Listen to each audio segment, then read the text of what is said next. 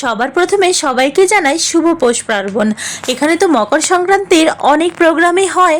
তা আজকে একটা বন্ধুর ঘরে ছিল হলদি কুমকুম। ওরা মকর সংক্রান্তিতে হলদি কুমকুম করে সুহাগনদের খুব শুভ মানে, তাই এই লাল শাড়িটাই বের করে নিয়েছি আর একটা চেন নিয়ে রেডি হয়ে চলে গেলাম ওই বন্ধুটার ঘরে।